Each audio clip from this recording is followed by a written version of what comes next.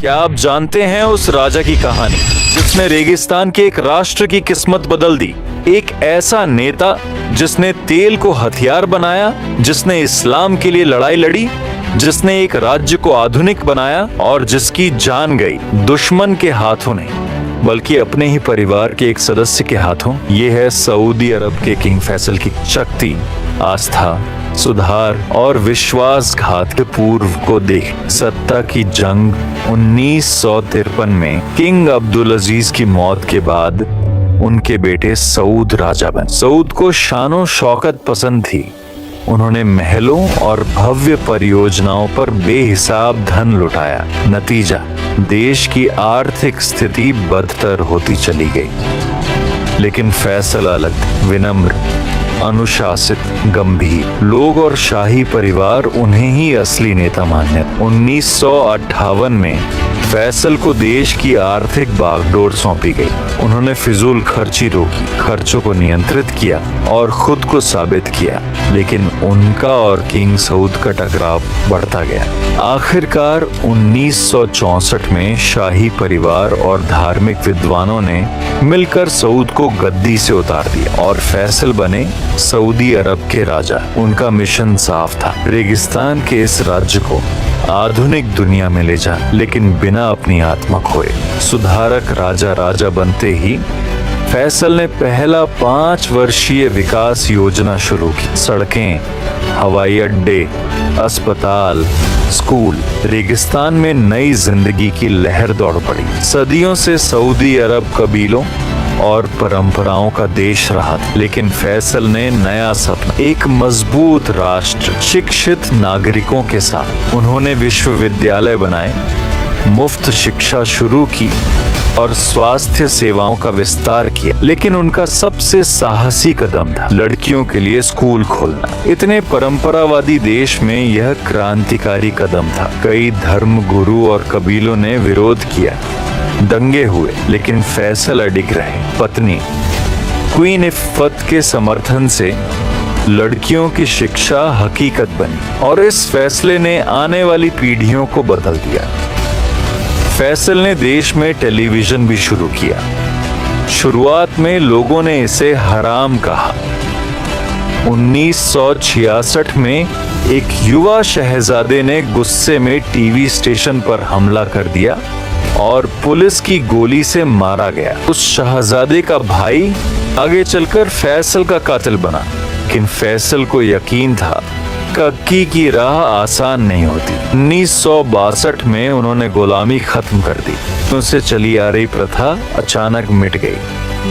हजारों लोग आजाद हुए, हैरान रह गए। सबसे अहम, सऊदी अरब के सबसे बड़े खजाने, तेल पर नियंत्रण जमाना शुरू किया।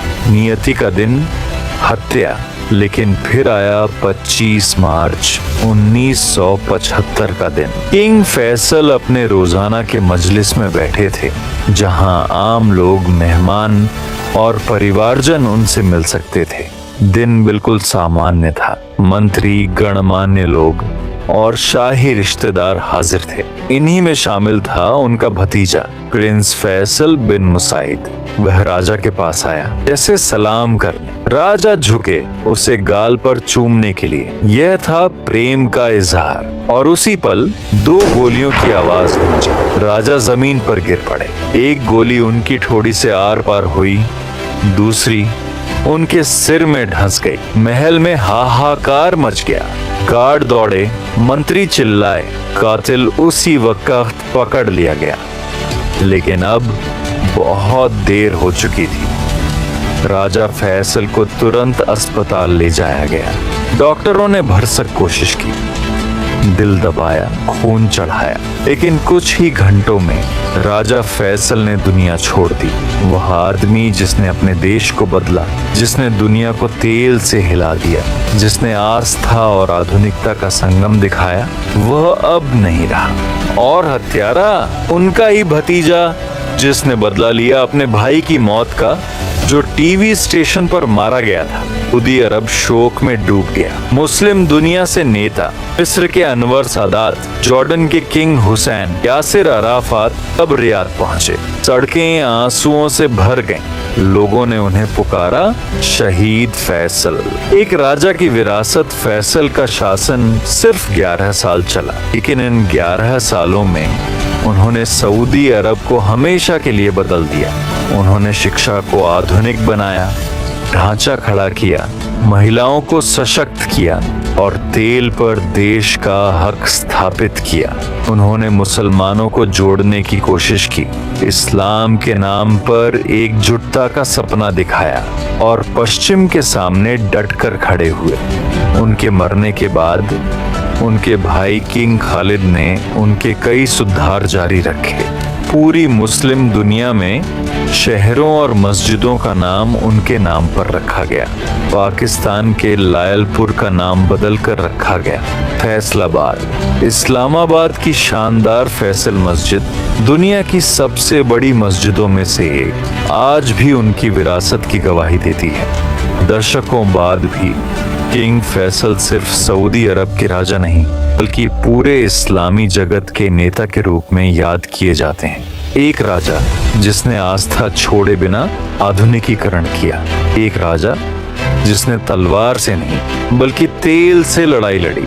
एक राजा जिसने खुद को महाराज नहीं बल्कि भाई और खादिम कहलवाया। और शायद सबसे गहरा सच, एक ऐसा राजा जिसकी जिंदगी विश्वासघात में खत्म हुई, लेकिन जिसकी सोच आज भी उसकी कौम की तकदीर तय कर रही है। बताइए, क्या किंग फैसल अपने समय से आगे बढ़े सुधारक थे या फिर एक ऐसे शासक जो परंपरा और आधुनिकता की लड़ाई में फंस गए?